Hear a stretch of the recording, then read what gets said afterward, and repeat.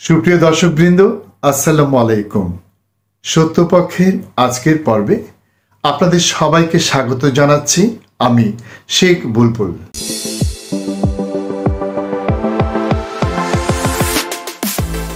প্রিয় দর্শক, আপনাদের নিশ্চয়ই মনে আছে বিগত সরকারের সময়ে আইনশৃঙ্খলা পরিস্থিতি এমন একটি অশুভ শক্তির নিয়ন্ত্রণে ছিল যেখানে সাধারণ মানুষের কোনো অধিকার ছিল না।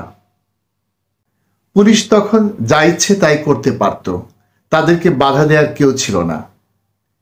এবং তখন সবচেয়ে ভয়াবহ যে ঘটনাটি ঘটত, গভীর রাতে অনেকের বাড়িতে হানা দেওয়া হতো, পুলিশ দরজা ভেঙে সে আসামিদের গ্রেফতার করত। আমরা গণ অধিকার পরিষদের সভাপতি নুরুল হক নুরের ক্ষেত্রেও এ ধরনের ঘটনা দেখেছি। এরকম ঘটনা দেখেছি সাবেক সেনাবাহিনীর ঊর্ধ্বতন কর্মকর্তাদের ক্ষেত্রেও। সরকারি বিশ্বাসী মহল থেকে এক ধরনের অবাধ লাইসেন্স পেয়ে পুলিশ সম্ভবত এ ধরনের কাজ করত। কেবল পুলিশ নয়, একই সাথে ডিবি পুলিশ এবং র্যাবের সদস্যরাও সেখানে থাকত। আমরা ইলিয়াস আলীর ঘটনা তো জানি, সেখানে র্যাব এবং সেনাবাহিনীর সদস্যরাও কিভাবে সম্পৃক্ত হয়ে পড়েছিল সেই কথাও আমরা ইদানিং শুনতে পারছি। তখন দেশে এরকম একটি শ্বাসরুদ্ধকর অবস্থা ছিল। রাতের বেলায় যখন পুলিশ কারো বাড়িতে বিনা ওয়ারেন্টে এভাবে হানা দিত, কাউকে তুলে নিয়ে আসতো এবং সেই বাসার অধিবাসীরা যখন লাইভ টেলিকাস্ট করত, তখন কিন্তু তা নিয়ে দেশের কোনো মহল থেকে কোনো প্রতিবাদ হতো না।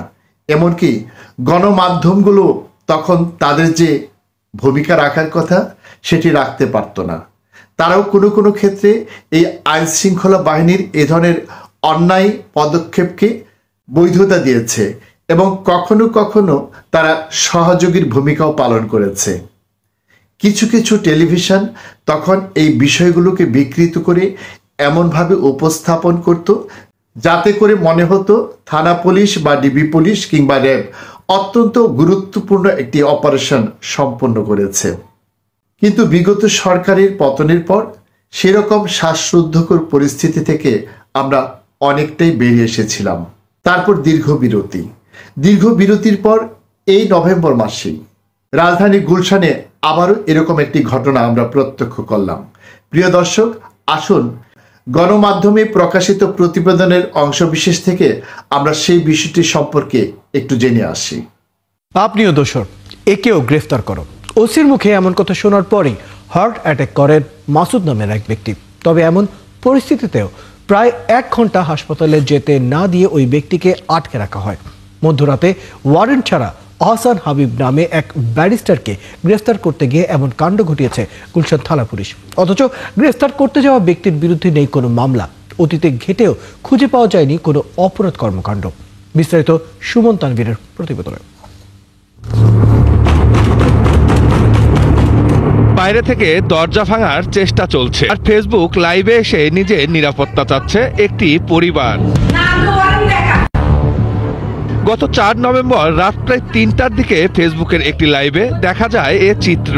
আর আমরা ভয় পাবো না কেন? আপনারা কি কোনো ভদ্রলোকের বাসায় কি পুলিশ আসে রাত্রে 3টা বাজে? লাইভ করা ব্যক্তিদের কথায় এটা স্পষ্ট, বাইরে পুলিশ সদস্যরা দরজা ভাঙার চেষ্টায় আছেন। স্বাভাবিকভাবেই খটকা লাগে। একজন ব্যারিস্টারকে গ্রেফতারে এত আক্রমণাত্মক কেন পুলিশ? কি হয়েছিল সেদিন রাতে? দরজা তো কন্টিনিউ তারা ভাঙার চেষ্টা করছে। তাদের মুভমেন্টটা ওরকমই ছিল যে এখানে বড় কোনো ক্রাইম করছে বা বড় কোনো একজন সন্ত্রাসী এখানে আছে, তাকে এখনই বাই হুক অর ক্রুক তাকে এখনই এখান থেকে বের করে নিয়ে যেতে হবে, তা না হলে দেশের অনেক ক্ষতি হবে। সিসি ফুটেজেও ম্যানেজারের কথার সত্যতা মেলে। রাত 2:15 ভবনটিতে প্রবেশ করে পুলিশ সদস্যরা। ঢুকেই কোনো রকম ওয়ারেন্ট দেখানোর তোয়াক্কা না করেই এক সিকিউরিটি গার্ডকে জোর করে উপরে নিয়ে যাওয়ার চেষ্টা করতে দেখা যায় টি শার্ট পরিহিত এক ব্যক্তিকে। পরিচয় জানা যায় তিনি গুলশান থানার ওসি তদন্তের দায়িত্বে রয়েছেন। এরপরই ওপরে গিয়ে দরজা ভাঙার চেষ্টা করতে থাকে পুলিশ সদস্যরা। ব্যারিস্টার আহসান হাবিব ভেতর থেকে তার অপরাধ জানতে চাইলে কোনো জবাব না দিয়ে বারবার ফোনে কারো সঙ্গে কথা বলতে দেখা যায় টি শার্ট পরিহিত আরেক ব্যক্তিকে। খোঁজ নিয়ে জানা যায় তিনি গুলশান থানার ওসি মোহাম্মদ হাফিজুর রহমান। পুলিশের কাজ মানুষকে হয়রানি করে না। আমার বিরুদ্ধে কি অভিযোগ আছে আপনার কাছে? সবচেয়ে ভয়ঙ্কর ঘটনা ঘটে রাত 2:55 হাবিবের বাসায় পুলিশের অভিযান শুনে তড়িঘড়ি করে ধানমন্ডির বাসা থেকে ছুটে আসেন তার ফুফাতো ভাই মাসুদ। তিনি বারবার পুলিশের কাছে অভিযানের কারণ জানতে চাইলেও কোনো জবাব না দিয়ে ইবনে সিনা ট্রাস্টের পরিচালক হিসেবে কাজ করা ওই ব্যক্তিকে ফ্যাসিস্ট আখ্যা দেয় ওসি। এরপর তাকেও গ্রেফতারের নির্দেশ দেওয়া হয়। এর ঠিক কয়েক মুহূর্ত পরই সেখানে হার্ট অ্যাটাক করে শুয়ে পড়তে দেখা যায় মাসুদকে। তবে তারপরও প্রায় 1 ঘন্টা তাকে সেখানে আটকে রাখা হয় বলে অভিযোগ রয়েছে। আমি জিজ্ঞেস করলাম কি ব্যাপার, ওটা কেন আসছেন? বলল যে সে হলো আওয়ামী লীগের ফ্যাসিস্ট। আমি বললাম যে দেখেন ফেসবুকে তার পোস্টগুলো দেখেন, আপনি তো আওয়ামী লীগের আরেক ফ্যাসিস্ট, ওনাকে অ্যারেস্ট করা। হঠাৎ করে এরকম আচরণে, ওনার ব্যবহারে, রূঢ় আচরণে এবং বাসা দরজা যেভাবে লাথি দিচ্ছে, মানে থাপ্পড় দিচ্ছে, এগুলো দেখার কারণে আসলে হঠাৎ করে আমার শরীরটা খারাপ হয়ে যায়। তাই বললাম যে আমাকে একটু পানি খাওয়াইতে হবে। দাঁড়াতে পারতেছিলাম না তখন আমি এখানে বসে গেলাম। বসে যাওয়ার পর আমি মনে হচ্ছে আমার বুক ফেটে যাচ্ছে। আমি বললাম যে আমি থাকতে পারবো না, মনে আমি অসুস্থ হয়ে যাচ্ছি। বলে যে না, আপনি যেতে পারবেন না, আপনাকে অ্যারেস্ট করা হবে।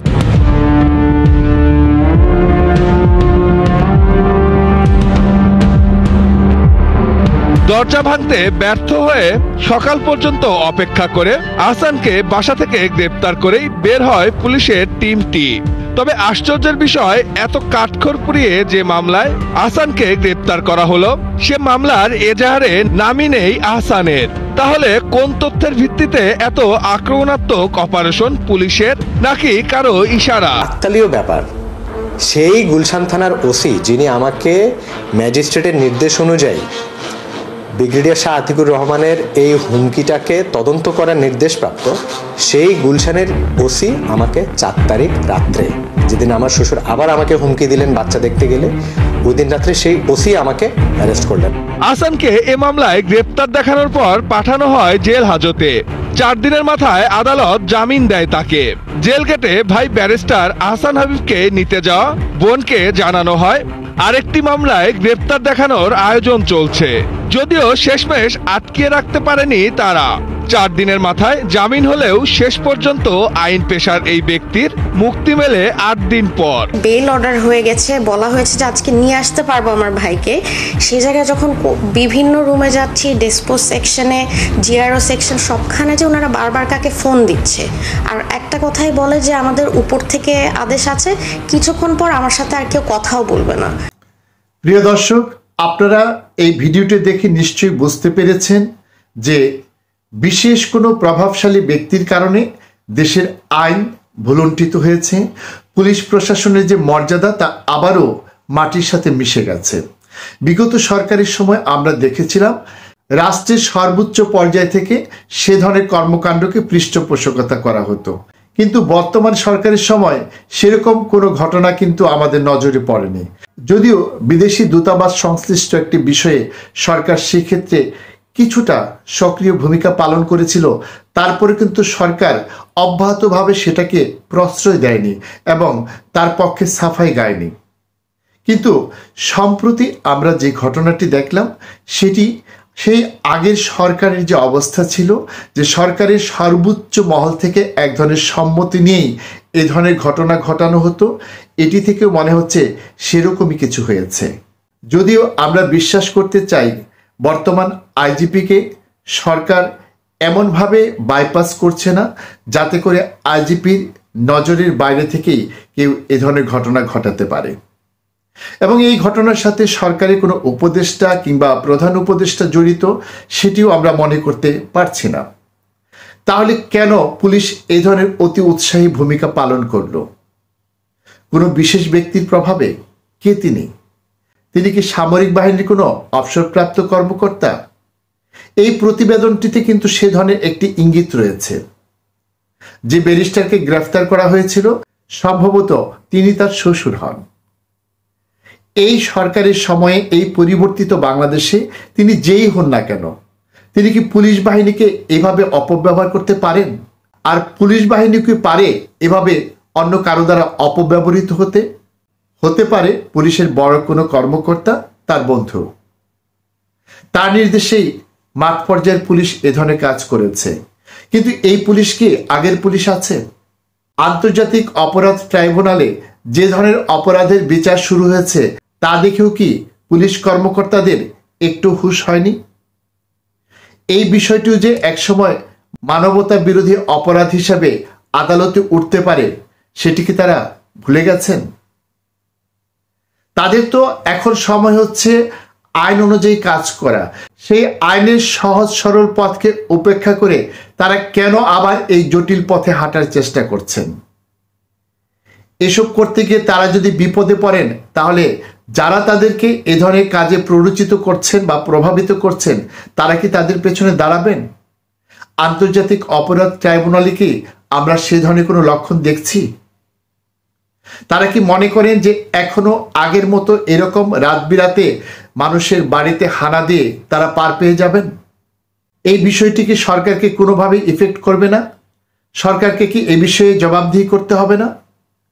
এ বিষয়ে জবাবদিহি করার আগে সরকারের কি এ ব্যাপারে কোনো পদক্ষেপ গ্রহণ করতে হবে না? তাদেরকে জানতে হবে না কেন, কার ইশারায়, কার নির্দেশে পুলিশ এরকম কাজ করেছে এবং এই কাজ করাটা পুলিশের কোনোভাবেই সঠিক হয়েছে কিনা? প্রিয় দর্শক, এই প্রতিবেদনটিতে আমরা দেখেছি বিগত সরকারের দোসর বলে ট্যাগ লাগিয়ে এই অপকর্মটি ঘটানো হয়েছে। বিগত সরকারের দোসর কে না ছিল? গোটা দেশটাকেই তো তারা তাদের দোসর বানিয়ে নিয়েছিলেন। একমাত্র যারা তাদের সময় নির্যাতিত নিপীড়িত হয়েছে তাদেরকে ছাড়া আর বাকি সবাই তো ইচ্ছাই হোক অনিচ্ছাই হোক সরকারকে নানাভাবে সহযোগিতা করতে বাধ্য হয়েছে। তাই যদি হয় তাহলে এই ট্যাগ লাগিয়ে তাদেরকে কি এভাবে গ্রেফতার করা যায়? যদি তারা সুনির্দিষ্ট কোনো অপরাধে অপরাধী হয়ে থাকেন তাহলে তাদেরকে গ্রেফতার করা হোক। কিন্তু আওয়ামী লীগের দোসর ছিল কিংবা বিগত সরকারের দোসর ছিল কিংবা ফ্যাসিস্ট সরকারের দোসর ছিল, এই ট্যাগ লাগিয়ে যদি এভাবে কাউকে নাজেহাল করা হয় তাহলে আমাদের দেশের এই পরিবর্তনের কি অর্থ হলো? কারণ আমরা অতীতে দেখেছি স্বাধীনতার সপক্ষ শক্তি বা স্বাধীনতার বিপক্ষ শক্তি বলে মুক্তিযোদ্ধা, রাজাকার এরকম বিভাজন তৈরি করে যখন তখন যাকে তাকে নানাভাবে হয়রানি করা হয়েছে এবং অনেকেই দিনের পর দিন কারাগারে আটকে রাখা হয়েছে। আমরা দেখেছি মোবাইল ফোনে কোনো একটি ছবির কারণে অথবা ফেসবুকে কোনো একটি স্ট্যাটাসের কারণে যখন তখন যাকে তাকে ধরে নেওয়া হয়েছে। এই সরকারের সময় কিংবা পরিবর্তিত বাংলাদেশের যদি সেই অবস্থা চলতে থাকে তাহলে জুলাই বিপ্লবের কি মূল্য রইল? নতুন প্রজন্মকে চেয়েছিল যে এই বাংলাদেশে সেই পুরনো কালচার আবার বিস্তৃত হবে? আমরা জানি না। আমরা চাই সরকার এ ব্যাপারে সুষ্ঠু তদন্ত করে এ ধরনের ঘটনা ঘটার প্রাথমিক পর্যায়ে যাতে তার মূল শিকড়টা উপড়ে ফেলে। যদি তা না হয় তাহলে এই সরকার ইতিহাসের কাঠগড়ায় একটি ব্যর্থ সরকার হিসেবে তার নাম লেখাবে। সুপ্রিয় দর্শক, আজকের মতো আমরা এখানেই শেষ করছি। আপনাদের সাথে আবারও দেখা হবে। সে পর্যন্ত আপনারা সবাই ভালো থাকুন, সুস্থ থাকুন। আল্লাহ হাফেজ।